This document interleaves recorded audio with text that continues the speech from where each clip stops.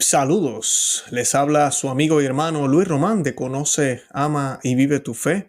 Y en el día de hoy me ha tocado presentarles esta entrevista que tuve el privilegio de conducir para la Fraternidad San Pío X, de nada más y nada menos que uno de sus obispos, el obispo Bernard Feley. Y la intención de este programa es aclarar todas las dudas y preguntas sobre la Fraternidad Sacerdotal San Pío X.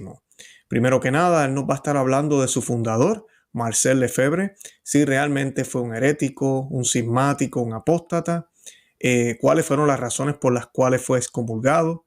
Va a hablarnos también de la ordenación de los 4 obispos que fueron excomulgados, incluyéndolo a él, y cómo el Papa Benedicto XVI años después levanta las excomuniones. Vamos a dialogar sobre la Santa Misa y su validez en la Fraternidad San Pío X. Además de eso, también vamos a tocar el tema de los sacramentos, si son sedevacantes, si no creen en el Papa, si oran por el Papa Francisco, si ofrecen sus misas por él, si la Iglesia Católica los reconoce a ellos o no los reconoce, si se encuentran excomulgados o no, si están fuera o dentro de la Iglesia, si son cismáticos. Todo eso lo vamos a estar contestando en el día de hoy.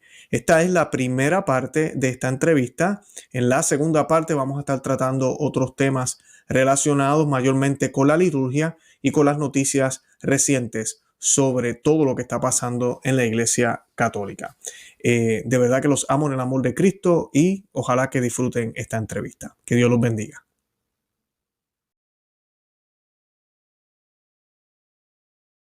Su Excelencia, Obispo Bernard Feley, yo quiero agradecerle por permitirme el tiempo que me está concediendo hoy para contestar muchas de las dudas que muchísimas personas en el mundo entero tienen sobre la fraternidad y sobre la historia y las razones por las cuales ustedes existen, y hablar un poco también de las circunstancias de la Iglesia. De verdad que le doy la bienvenida a Conoce, Ama y Vive tu Fe y a los que nos están viendo, y pues gracias por aceptar esta oportunidad. Sí, mi placer también. Excelente. Yo le quería hacer, la primera pregunta que quería hacer en el día de hoy es ¿cómo usted supo que su vocación era la de sacerdote? ¿Cómo el Señor le dejó ver a usted? Es una historia que ha conocido un desarrollo. No fue en un golpe, pero a varios momentos en mi infancia, adolescencia, hay como puntos que resvelan la vocación, más o menos a las 7, a la 13. A la 13 ya fue muy claro, muy claro. Pero después, no sé, no quiero decir desapareció completamente, pero no fue como el primo. A 17 sí, de este momento es clarísimo, sí, Dios me llama. Qué bien, qué bueno, qué bueno.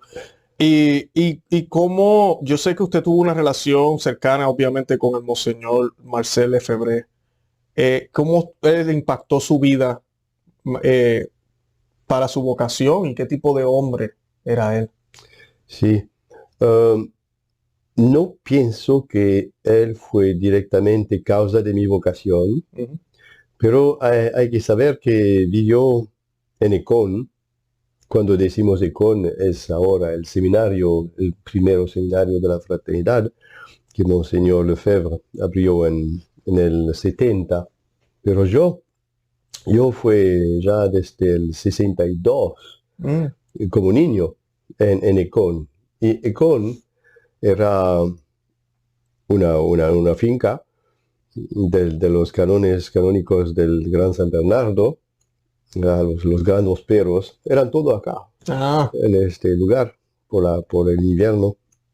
Y había 6 casas para una central eléctrica.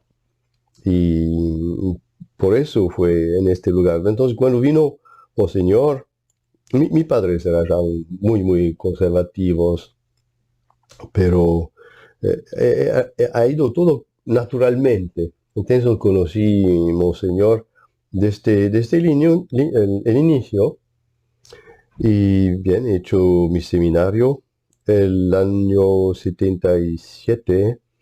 Monseñor, a causa de varias circunstancias, se puso él mismo como el director del seminario por un año. Entonces, mi primer año del seminario fue bajo Monseñor Lefebvre como director del seminario. Pues ha nombrado Monseñor Tissier, a la época era padre Tissier, y él se ha ido a separado la casa generalicia en otra parte de Suiza, más central, y se entiende porque la fraternidad empezaba de crecer y no era bien de mezclar todo. Pero después, en 82, cuando fue ordenado sacerdote, fue nombrado ecónomo general. Entonces, a la casa donde había un señor Lefebvre. Entonces, por un año vivió cerquísimo porque de Monseñor. Entonces, realmente le he visto de cerca, se puede decir así. Y cómo describir esta persona. Cuando se ve su vida, sus cargos en la iglesia, se ve que era un hombre muy alto, muy alto. En África era el delegado directo del Papa, era el delegado apostólico por toda la África francesa, que hablaba francés. Y en este lugar, como en este cargo, él mismo personalmente ha establecido, habría que verificar, por lo menos 24 hasta 35 diócesis nuevas. Es él que la ha hecho, es él que ha elegido las personas, presentando a Roma cada vez los 3 candidatos. Entonces, un hombre de confianza mayor de Papa Pío XII. Pío XII, exacto. Sí. Y bien, con la llegada del Papa Juan XXIII, cambia un poco la situación. Él es nombrado en Francia, en un pequeñita diócesis, a causa de la influencia de los obispos franceses, que no le gustaban a Monseñor Lefebvre, que era demasiado conservativo. Pero eso fue solamente por 6 meses, porque al momento es elegido como superior general de la congregación de los padres del Santo Espíritu, que era la congregación la más numerosa de misioneros. Y hasta el 68. Entonces, durante todo el concilio, a causa de su, no tanto de ser arzobispo, sino de ser superior general de una congregación importante, era miembro de toda la preparación del concilio. Entonces ha visto todo de muy cerca. Y ya en esta preparación empezó de ver que hay algo que no funciona. Pero era muy entusiasmo. Había, sí, realmente grande espera del concilio en Monseñor Lefebvre. Y después, poco a poco, se ve los textos no son buenos, son mezclados, hay omisiones, hay ambigüedades y escándalos también en el modo de hacer, que son realmente revolucionarios, como al inicio, inmediatamente, al inicio del concilio, la primera sesión era para elegir los miembros de las comisiones. Y los liberales han logrado de impedir esta elección, de retrasar para cambiar todas las listas y todo eso. Y un poco después han simplemente rechazado todo el trabajo de 2 años de preparación, todos los textos del concilio, que se llama esquematas, fueron eliminados. Lo único que se quedó el de la liturgia. Entonces, hay un monseñor que ve todo eso y entiende. Y, no sé si vamos a tener tiempo para describir eso un poco después, pero sí, claro. Ve, hay un sentido de la iglesia y ve en los principios las consecuencias. A un punto tal que hoy, por ejemplo, un libro de él, que la carta a los católicos perplejos, que fue escrito en el 70, se puede leer hoy por hoy. Si fuese escrito hoy, se puede leer este libro, porque es tan preciso, tan al punto, que es arriba del tiempo. Claro, es profético. Impresionante, absolutamente impresionante. Entonces, ¿qué vemos? Vemos realmente un hombre de la iglesia. Del otro lado, un hombre muy humilde. Era fácil de acceso, era por todos aquí. Un día, durante las vacaciones, fieles han querido visitar a Monseñor. Las vacaciones del seminario significa que los seminaristas se han ido y lo buscan, lo encuentran. Donde le encontraron finalmente era limpiando los baños del seminario. Ah, sí, wow. Sí. Como Monseñor. Para describir la persona. Increíble. Sí, y eso dice mucho. Claro que sí. Muy, no solamente humilde, muy, muy bueno. Había como un rayo, una aura de caridad. Realmente su lema, su palabra es credimus caritati, hemos creído en la caridad. Y eso era no solamente una palabra, era una vida. Se le veía constantemente, era para ayudar, para hacer el bien a todos. Era impresionante eso. Sí. Yo estuve leyendo un libro hace un tiempo, sé que esta pregunta no está en la lista, pero Sí. sí noté, puedo palpar en la persona de Monseñor Marcel Lefebvre, que se pronuncia, ¿no? Yo lo pronuncio mal. Era un hombre misionero. Sí. Y Dios le dio ese don de llevar el evangelio, como usted mencionó, 30 diócesis o más. Eso no todo el mundo lo ha hecho en la iglesia. Que el Papa lo colocara en África, donde era un lugar donde estaba creciendo el cristianismo grandemente. Ahorita mismo es un bastión, se podría decir, y yo creo que gran parte es por ese trabajo que hizo el Monseñor Lefebvre. Definitivamente era un hombre que lo que le gustaba era eso, dar la caridad. La mejor caridad, dice Santo Tomás de Aquino, es darle a Cristo a la gente. Así que él de verdad que es un ejemplo de eso. Sí, realmente era así. Y me recuerdo bien de un hombre que al ver Monseñor una vez por una cena, él me decía, normalmente un hombre que está en el combate se aguerra, entonces es más duro, termina un poco la dulzura. Y él decía, en él no se ve nada de eso. Es la mansedumbre, muy bueno, muy bueno. Qué bien, qué bien. Ahora le quiero hacer ya una pregunta un poquito más yo diría lo más controversial, como dice la gente. El obispo Marcel Lefebvre realizó la consagración de ustedes como obispo, ¿verdad? De usted y de otros 3 sacerdotes, lo cual resultó en la excomunión de él y la de todos los obispos consagrados ese día. Eso fue el 30 de junio de 1988. Sí. ¿Qué nos puede decir de su consagración como obispo en lo personal y en las consecuencias? Sí. Bien, normalmente no hablo mucho de mí. Perdón. Sí. Pero lo que puedo decir es que sí, como el más joven de todos, probo de escapar, por tanto que sea posible, pero bien, finalmente aceptado, sabiendo bien que había estas amenazas. Pero piensan, bien, es para todos. Uno tiene que sacrificarse para los demás.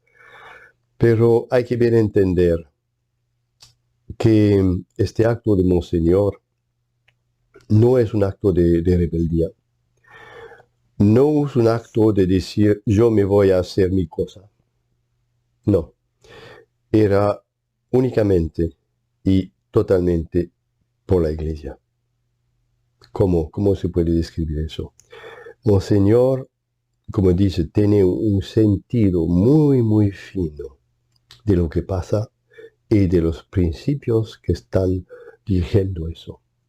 Y él ve, él entiende que vivimos en un tiempo extremadamente difícil por la iglesia, porque con el concilio, errores que ya eran alrededor, pero que eran condenadas, en este momento entran, gracias al concilio, y aún más claramente con las reformas, principios que no son católicos, entran en la iglesia.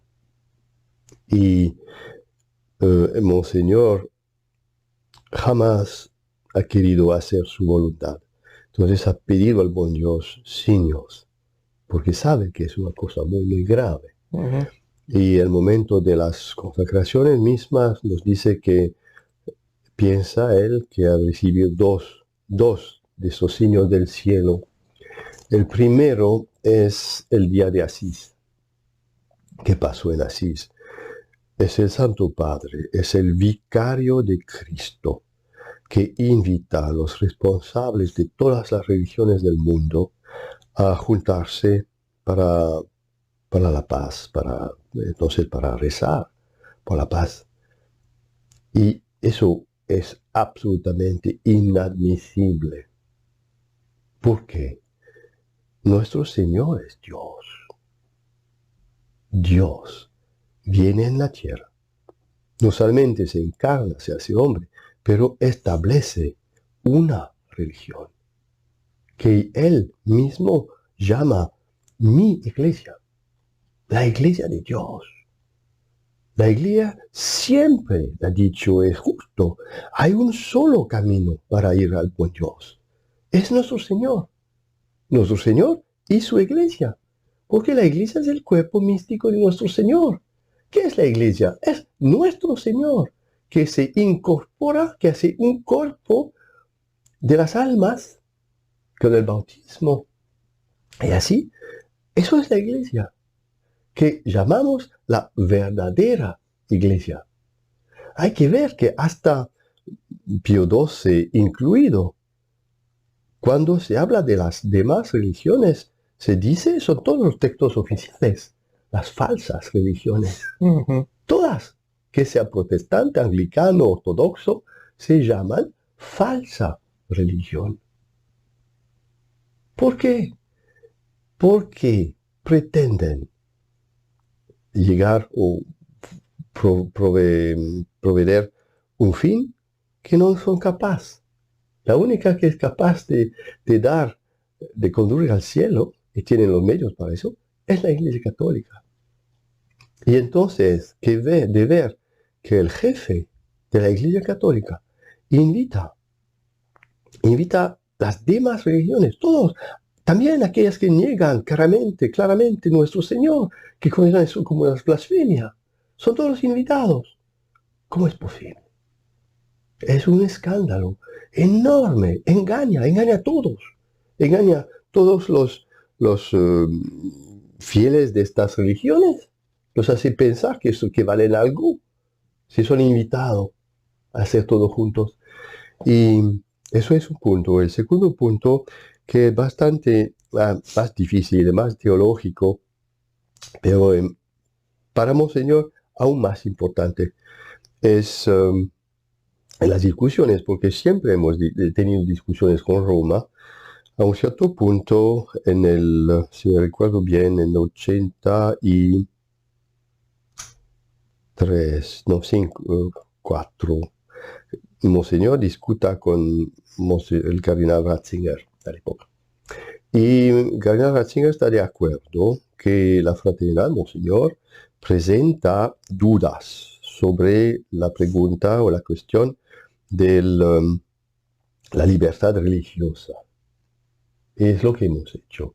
Y 2 años después, el Monseñor va a recibir la respuesta, es en el inicio del 87.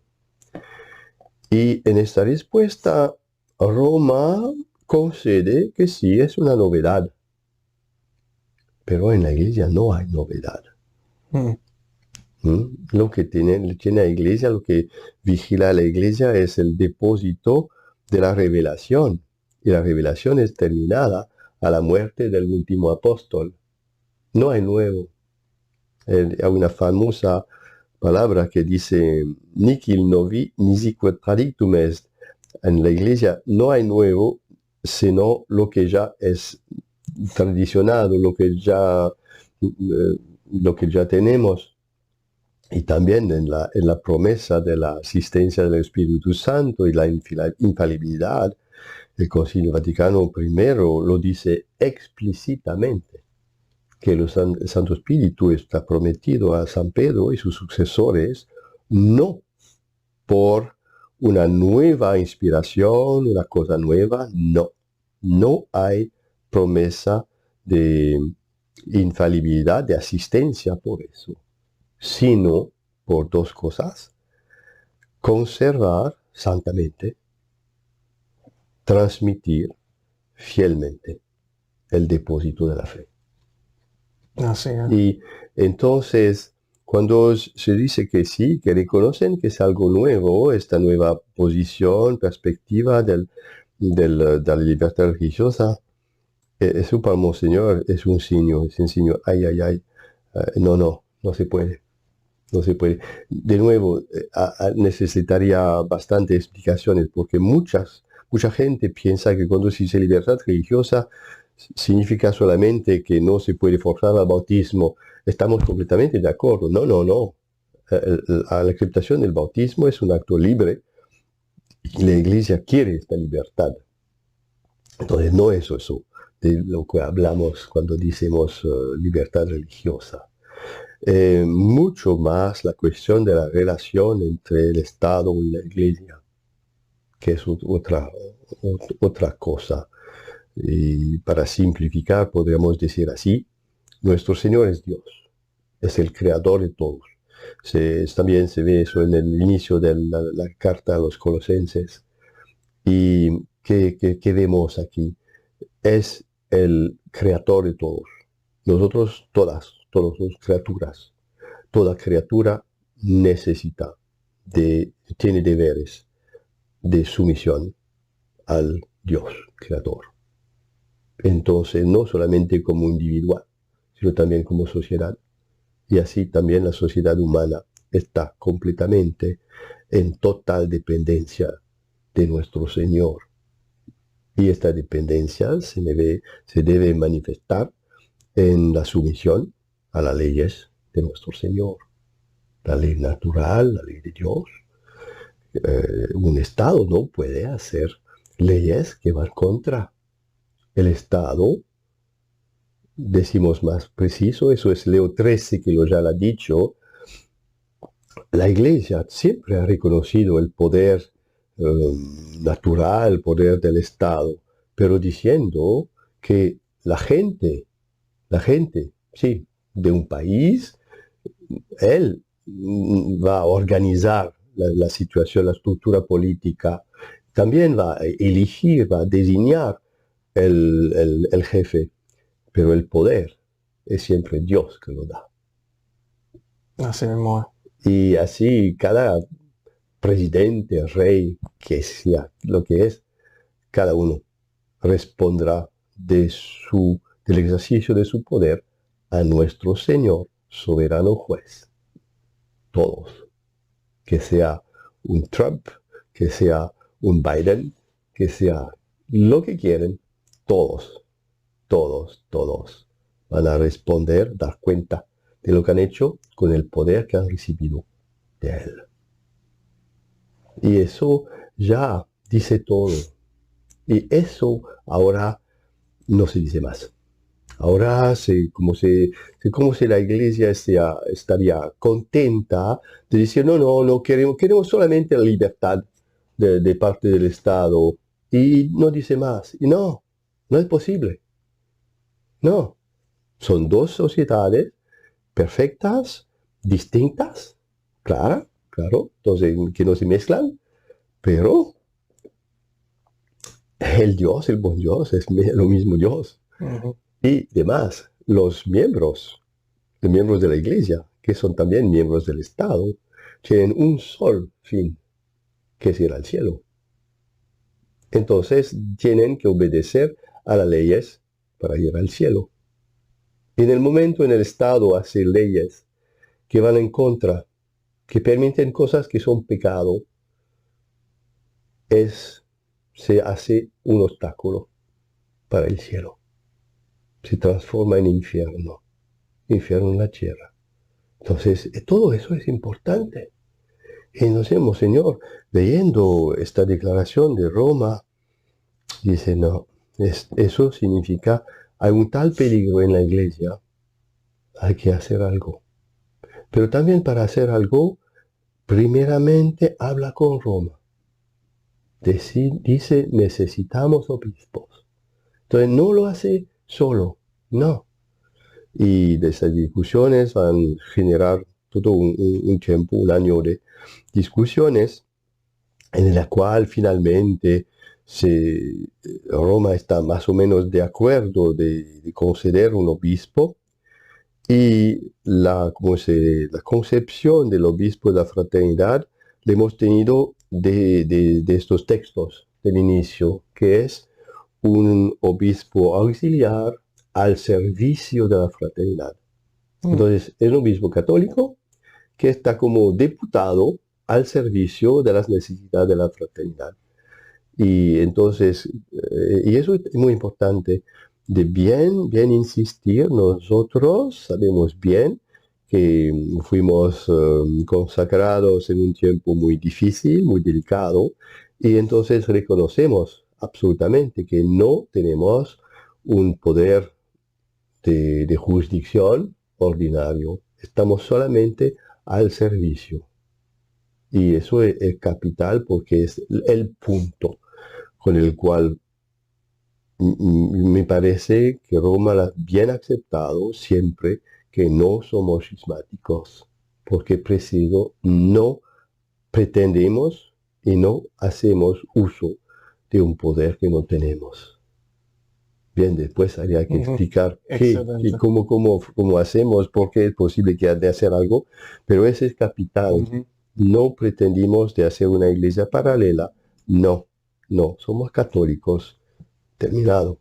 Amén, amén. Ahora le quería una pregunta más personal. Usted tenía 29 años cuando fue consagrado obispo. No, 30. 30, ok. No sé por qué leí 29. 30 años. ¿Cómo se sintió ese día cuando fue consagrado tan joven? 30 años y al otro día creo que ya estaban excomulgados oficialmente, no estoy seguro. ¿Cómo se sintió? Sé que me imagino que fueron sentimientos bien. Lo digo así.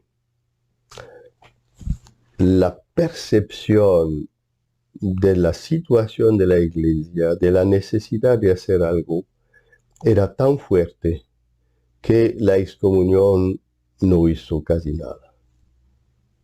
Más después, cuando hemos tenido relaciones con el cardenal Castrillón, fue en el año 2000, 12 años después, cuando las primeras discusiones con él me decía, bueno, Papa Juan Pablo II quiere arreglar las cosas con la fraternidad.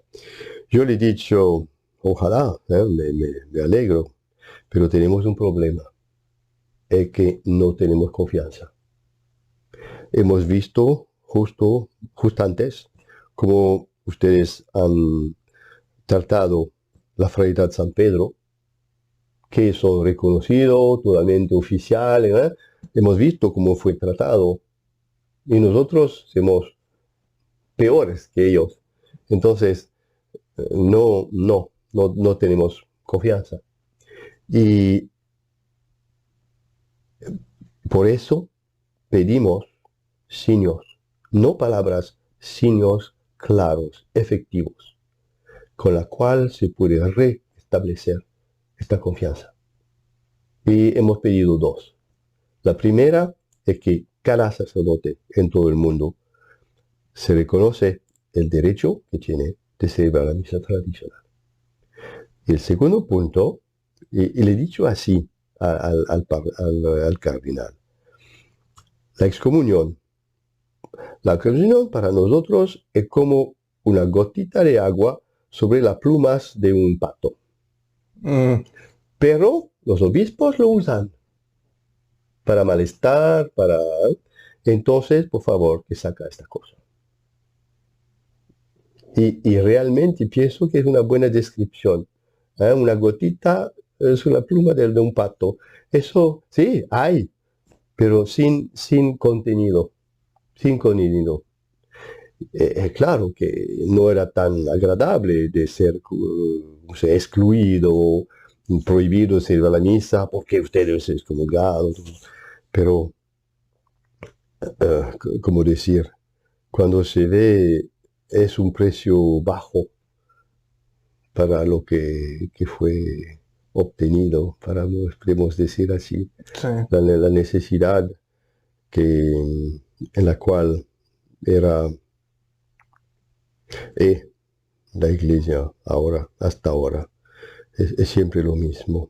Hay periodos, hay variaciones, pero el fondo es continuamente lo mismo.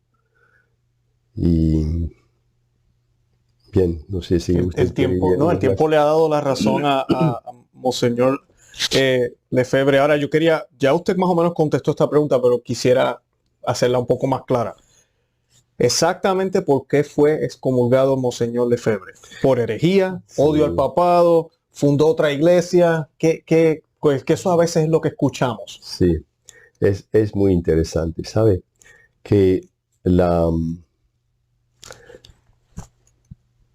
consagración de un obispo sin mandato del Santo Padre, en el código de 1917, que es el primero código romano, no había excomunión, había solamente suspensa por usurpación de un poder que no tiene, porque bien es el papa que tiene que designar los obispos. No era la excomunión, era solamente una suspensa. Es solamente en el nuevo código de 83 que ha introducido la excomunión. Y eso viene de un acto histórico que son los chinos. En el año 50, el Estado de China ha querido hacer su propia iglesia y han obligado a los católicos de ser integrado en lo que llamamos la iglesia patriótica. Y aquí, obispos católicos que han ido en este cisma, que era un verdadero cisma, una separación de Roma, han hecho obispos. Entonces, no es el hecho de hacer obispos, sino de establecer una iglesia independiente que trae consigo la excomunión, porque es un acto cismático. Y decimos, con este acto histórico, en la mente de la gente se ha juntado la idea de consagrar obispo y de la excomunión por cisma. Y también se habla en los textos oficiales de un acto cismático. No hablan de cisma, pero de un acto insecismático. Pero Monseñor ha bien describido ya en el sermón de las consagraciones y en todo lo que sigue, que no hay ninguna intención de cisma. Reconocemos el poder del Papa, de los obispos, y por todo lo que podemos nos sometimos. Es solamente cuando hay actos que hacen un peligro para la salvación, que decimos no, aquí no. Pero eso, decir no en un acto particular, no es rechazar el poder. Es como un padre que dice a sus hijos, ahora hace un robo, haga un robo. El hecho que el niño diga a su padre no significa que él no reconoce a su padre como papá. Dice solamente no en este acto es completamente diferente. Entonces, pretender que este acto es suficiente para decir que se fue establecido un cisma, lo que Roma jamás ha dicho. Hay personas que lo han pretendido, también cardenales, pero oficialmente, textos oficiales, no hay uno que pretende, sea que todos sean excomulgados, no, son solamente los obispos y lo que fue sacado después. Y es todo. Y jamás se habla de un cisma. Y podemos decir que todas las discusiones que hemos tenido con Roma después han convencido a Roma que no estamos cismáticos. Exacto. Sí. Sí, no, y para aclarar, el monseñor, ustedes, la iglesia no puede decir ni lo ha dicho, porque no es cierto, no ha pasado, no han dicho nada incorrecto contra la doctrina de la iglesia, no han dicho herejía, no es que algunas personas piensan eso, que ustedes fundaron una nueva teología. No, absolutamente no. No, no es herejía, no. Lo que todo fue por la ordenación sin el permiso de Roma, básicamente. Sí, que se encuentra literalmente en el código. Exacto. Entonces fue aplicado el código.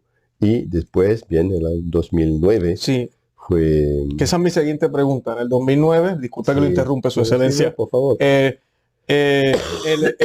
Papa Benedicto XVI levanta la excomunión automática de los 4 obispos, incluyéndolo usted.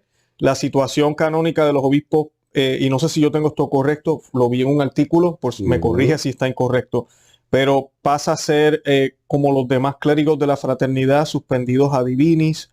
El Papa Benedicto escribió en esa carta, y este es el comentario que quiero hablarlo con usted, porque muchas personas lo utilizan en contra de la fraternidad. Sí. Dice el Papa Benedicto XVI en la carta que él le envía a los obispos, explicándole a los obispos católicos del mundo por qué estaba haciendo lo que estaba haciendo, pero él habla, uno de los párrafos dice, hasta que las cuestiones relativas a la doctrina no se aclaren, la fraternidad no tiene ningún estado canónico en la iglesia, y sus ministros, no obstante, hayan sido liberados de la sanción eclesiástica, no ejercen legítimamente ministerio alguno en la iglesia.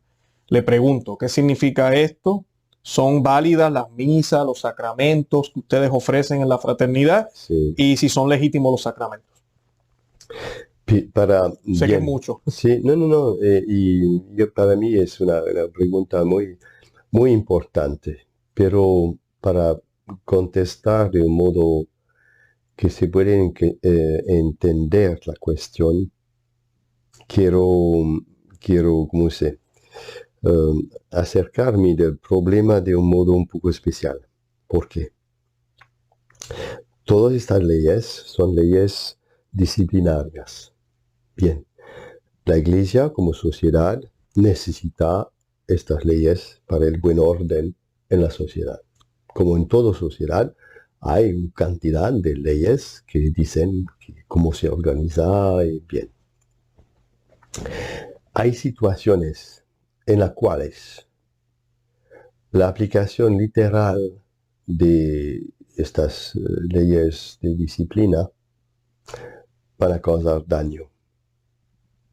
Son cosas muy especiales, situaciones muy especiales. Vamos a probar con un ejemplo. El ejemplo es por ejemplo, un incendio, o un otro es las señales del tráfico, un rojo. Bien, normalmente al rojo se para. Es la ley, hay que pararse al rojo. Pero también el Estado sabe que hay excepciones. A veces hay algunos coches, máquinas que pasan y sin problema. Ya necesitan de hacer ruido, sirenas, ¿verdad? Pero pasan. Es rojo, pero pasan. ¿Por qué? Porque hay un bien superior que entra en la cuestión. Lo otro es el fuego. Si hay una casa que está en fuego, aquellos que tienen el cargo, que son oficiales para ocuparse del fuego, son los bomberos. Es normal, son los bomberos. Pero si los bomberos no llegan, cada uno capaz, cada uno que puede hacer algo, necesita, tiene el deber de hacer lo que pueda para impedir, para parar este fuego. Y eso es el punto. Entonces, la ley que dice, no, son bomberos los responsables. Este momento no están bien. Se pasa a otra situación. Cuando se mira la situación de la iglesia desde el concilio, a veces se ve un poco más, a veces no se ve, pero es así. Y si se mira el total de la situación de la iglesia, se puede entender que la situación es, discúlpeme, lo que llamamos una situación de emergencia. Ujú. Es un poco como Katrina en la nueva New Orleans. Sí, el huracán, la Sí, tormenta. huracán, que destruye todo. El agua que entra, la policía, los bomberos, los hospitales. Nadie puede hacer más. Todo es paralizado y cada uno se salva como puede. Es muy clarísimo que en este momento querer aplicar las leyes normales no vale. Ujú. Hay que mirar más alto, más arriba. Y es lo que pasa en la iglesia.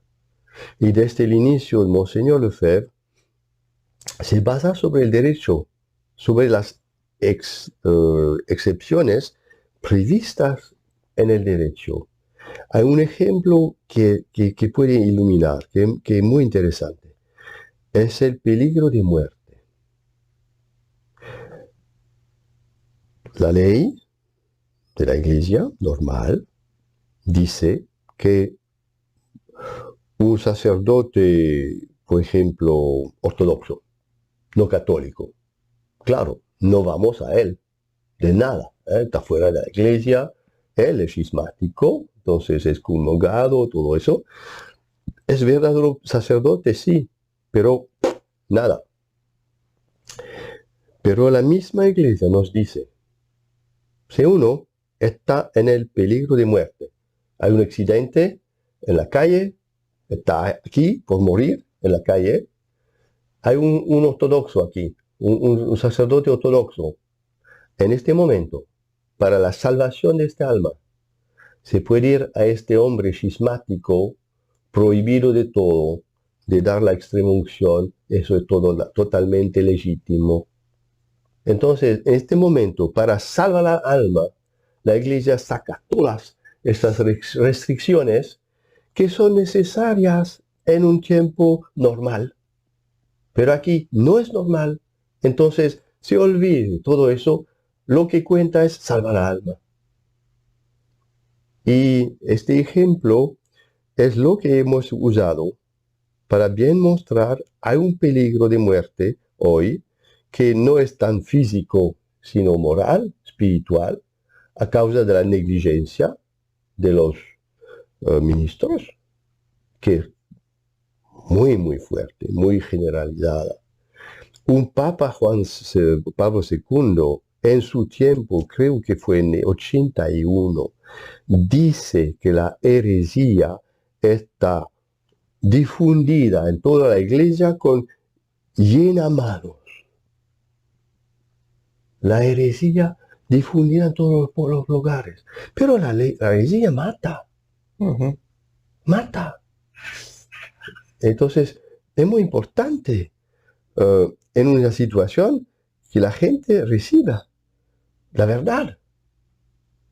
Y también por los sacramentos. Hay tantísimos sacerdotes que no creen más en la presencia real. que no creen que la misa es un sacrificio. ¿Y qué hacen esos? ¿Qué reciben las almas? Entonces, las almas mueren, tienen hambre, hambre de la gracia, que no reciben, o tampoco, tanto poco. Entonces, hay almas que son totalmente escandalizadas por lo que hacen los sacerdotes al altar y todo eso, que no pueden más, ir más, andar más a estos sacerdotes. Son aislados, son como perdidos. Y llegan a nosotros, piden la ayuda. Nosotros necesitamos de ayudar. De nuevo, en necesidad de hacer lo que se puede. Bien que reconozcamos totalmente todas las leyes normales de la iglesia, pero hay que ver que hay situaciones en las cuales se aplica, se hace daño. Exacto. Y yo también hablando con Roma, le decía, daría el ejemplo del buen samaritano. Hay nuestro Señor que dice, hay una persona herida, hay un levita, hay un sacerdote. Son aquellos que tienen todos los poderes, los derechos, ¿no?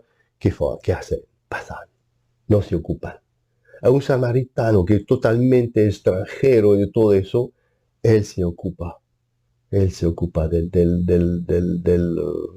herido. Y dice, es lo que hacemos nosotros. Y por eso también, desde el inicio hasta ahora, siempre hemos dicho, nosotros no inventamos una misión, vamos solamente a la gente que nos llama.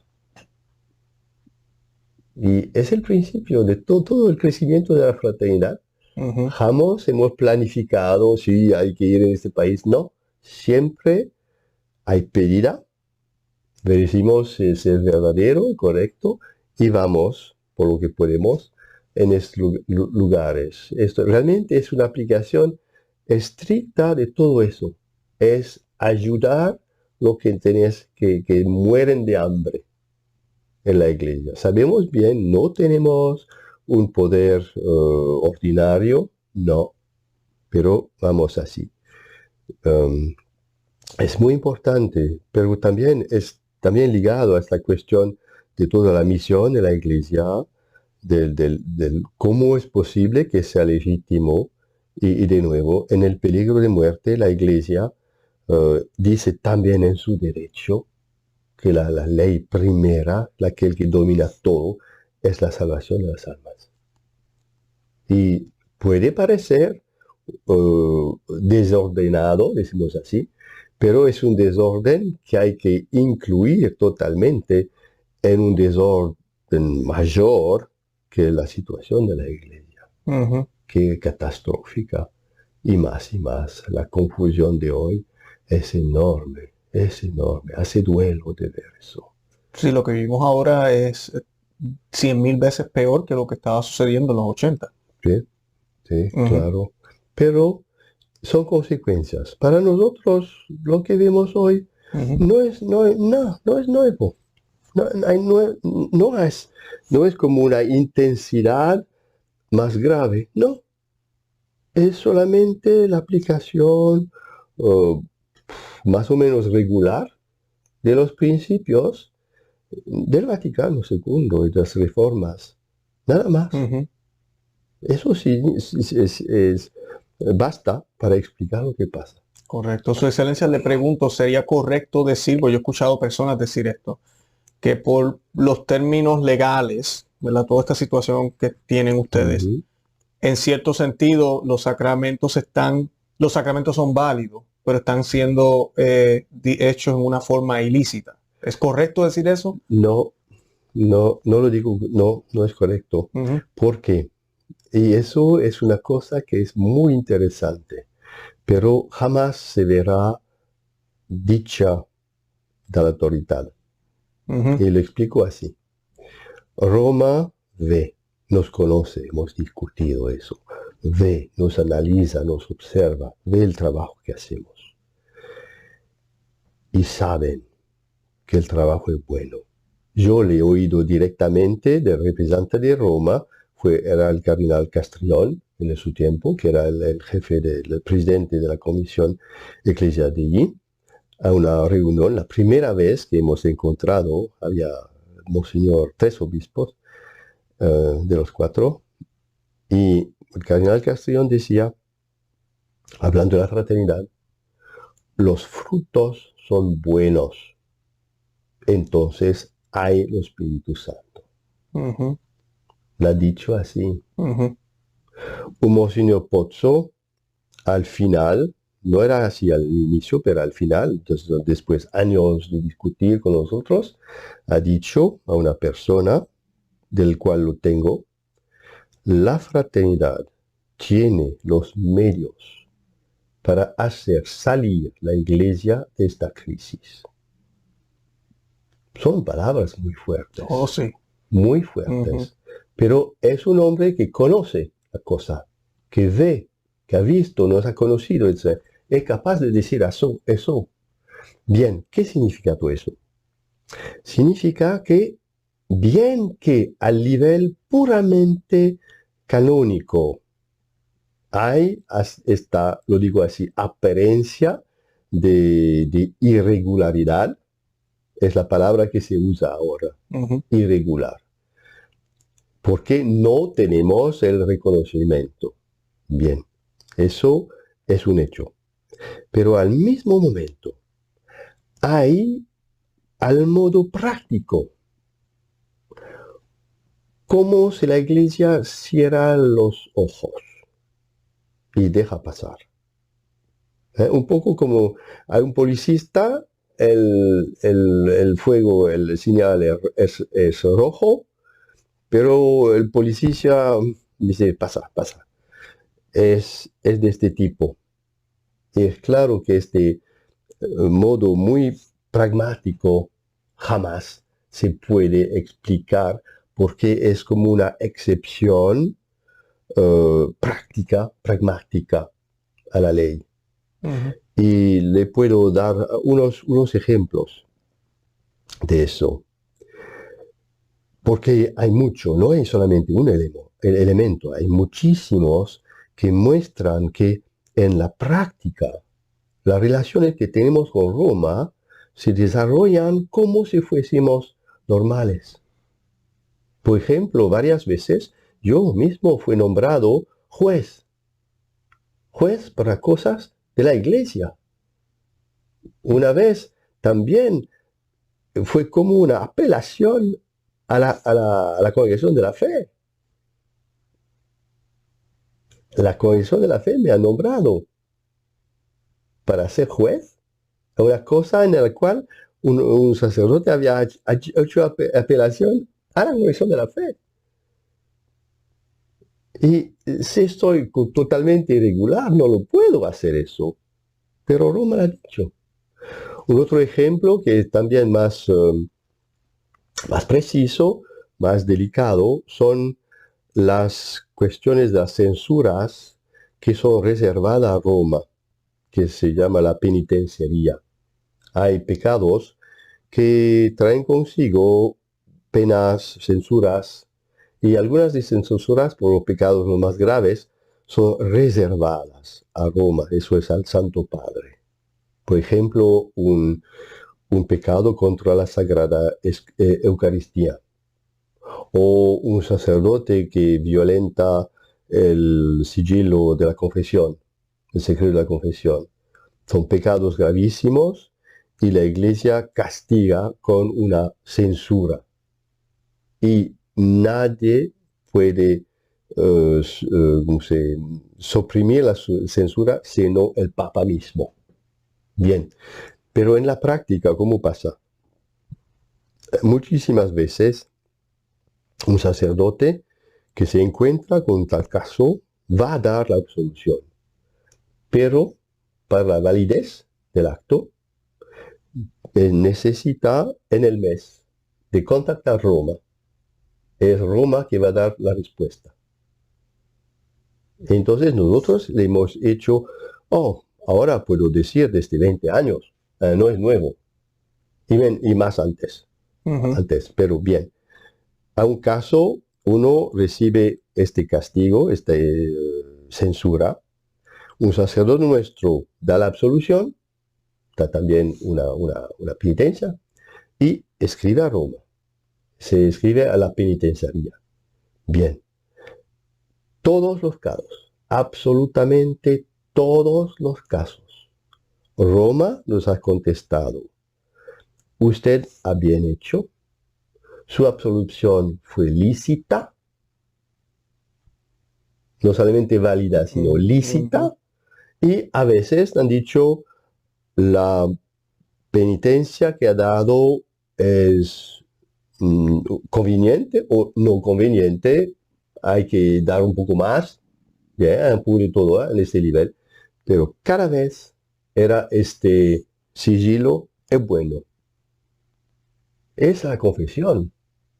En un tiempo en el cual oficialmente se decía la confesión de los sacerdotes, la fraternidad, son invalidez y todo eso. En los casos peores de Roma, en el ámbito de la confesión, que es muy secreto, porque jamás escribimos el nombre de la persona, jamás.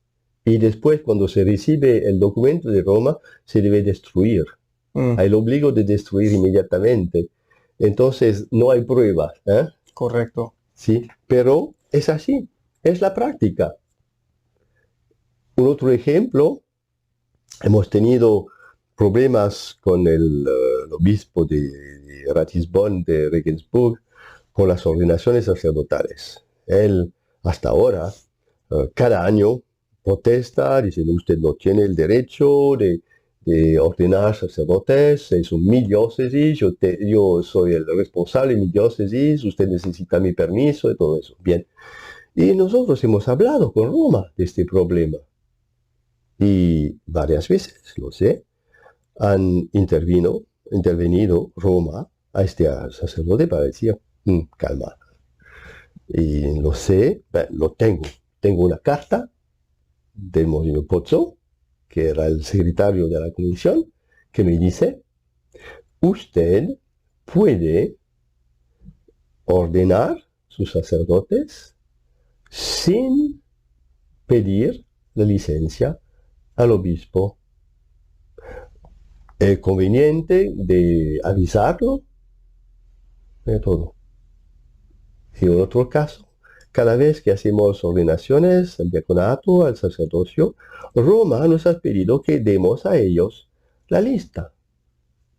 Todo eso significa, de un modo, de nosotros el respeto de la autoridad, y del otro lado, aceptan este respeto de la autoridad, porque ejercen también un poder. Cuando nos dicen que, bien, envíanos la lista, significa algo. Pero de nuevo, todo eso es muy discreto, es calma, en el nivel, como se práctico, y todo eso pasó antes de Papa Francisco.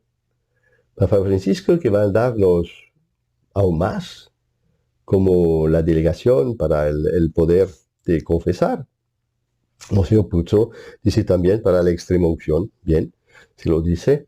Y ¿cuál fue la diferencia con lo que Francisco? Sé que esa es una de las preguntas que la podemos contestar ahora, ¿verdad? Que Francisco les concedió a ustedes la posibilidad de confesarse a los fieles, a los católicos. Sí. Bueno, a todos los católicos Pero sin del mundo sin límite, exacto. Que me parece una decisión buena.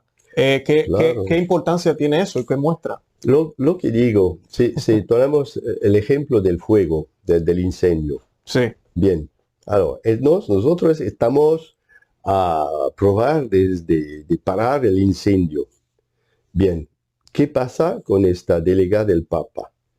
Es como recibir el costume del bombero. Sí, el uniforme. Sí, ahora no solamente estamos trabajando, el trabajo es lo mismo, se va a decir lo mismo, pero esta vez tenemos el costume. El uniforme, exacto. Ya no necesita, antes necesitaba un permiso, era lo que tenían que hacer. Antes era, como le he dicho, ya. Roma que nos dice sí, es lícito, otros que dicen que no, pero de nuevo, en las pruebas, las más graves que son las censuras, siempre hemos tenido, y hay que saber que la penitencia trabaja muy, muy cerca del Papa.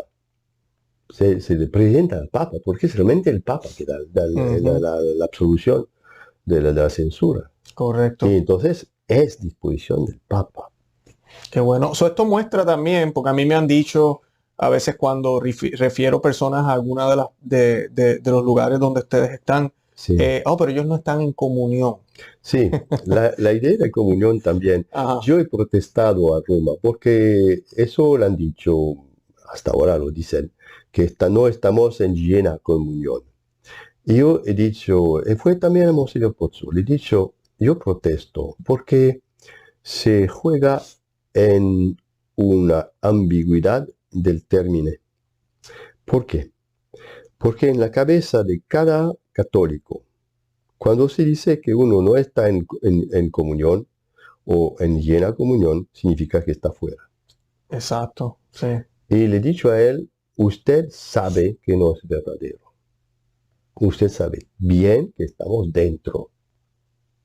Pero hacen uso de este término de llena comunión con una nueva idea, que es una idea que fue desarrollada después del concilio, con la idea de la iglesia como comunión.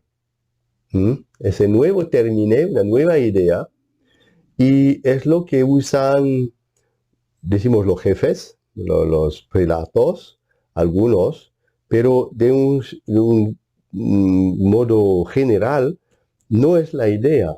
La idea en la gente es siempre la misma. Si uno no es en ella comunión, está fuera. Y aquí hay autoridades que no, que saben bien, que reconocen que estamos dentro. Pero sí hay una irregularidad. Y hacen uso de esta palabra, non llena comunión, para hablar de esta irregularidad. Pero irregular no significa fuera. Y entonces es un engaño de hacer uso de esta palabra. Correcto, ¿no? Y las acciones, por ejemplo, recientes del Papa Francisco con ustedes, es lo que yo utilizo para mostrarle a la gente. Ellos no están fuera.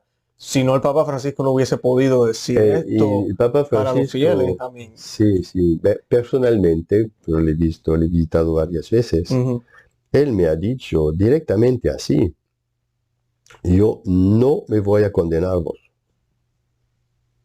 Y más, me ha dicho así, yo tengo problemas, hay gente que me hace problemas cuando me ocupo de ustedes. Pero yo les digo, mire, yo me ocupo de anglicanos, de protestantes. ¿Por qué me molestan? ¿Por qué no podría ayudar a estos católicos? Él me decía así. Bien. Y continuaba diciendo, y yo sabe también que ustedes también tienen problemas en su ámbito, en la fraternidad. Hay gente que no está contenta de todo eso. Y continúa diciendo, no me parece bien de presionar. Hay que dar tiempo. Hay que ir despacio. Okay. Y es lo que pasa. Claro, claro. Vamos despacio. Exacto. Entonces, los sacramentos sí son legítimos. Son sacramentos. Bautismo. Para mí sí. Yo, de nuevo, pienso que se puede explicar como una suerte de tolerancia, de un modo de pasar que no corresponde a la ley. Entonces, aquellos que quieren seguir la ley van a decir, no, es justo, la luz es roja. Correcto. Y sí, es roja. Pero la validez. Por ejemplo, cuando usted hace una Santa Misa, Cristo se hace presente en la Eucaristía. Clarísimo. Oh, sí, ¿Por qué? ¿Me podría decir por qué? Porque es simple. La validez depende de elementos que no miran a la liceidad. Solamente para un sacramento válido se necesita la materia, la forma y el ministro con la recta intención. Cuando hay los tres, es válido. Les doy un ejemplo que es horrible, la misa negra. Ah, Misa negra es un sacrilegio horrible, pero hecho por un sacerdote. Un tal misa negra es válido. Es válido. Es más grande sacrilegio que se puede imaginar. Pero con eso se puede entender que hay casos de validez con elementos menores que se puede entender que sí. Uno que es sacerdote, por ejemplo, los ortodoxos, ujú. tienen misas válidas, pero ilícitas, porque no son miembros de la iglesia. Es como un robo. Se Correcto. han ido de la iglesia con sus sacramentos. Son sacramentos de la iglesia. Pero los sacramentos obran, Cristo obra, los sacramentos es obra de Dios. Por eso, Sí, ¿verdad? el, Cristo obra. el problema estará al nivel de la efectividad. Es decir, qué gracia van a recibir. Mm, Porque la definición del ex opere operato, ujú. del sacramento, es non ponentibus obicem. Para aquellos que no ponen un obex, un elemento de oposición. Y ser cismático fuera de la iglesia pone un tal Claro. obex. Sí, no, eso es grave. Es grave. Sí, Sí, es muy claro. grave.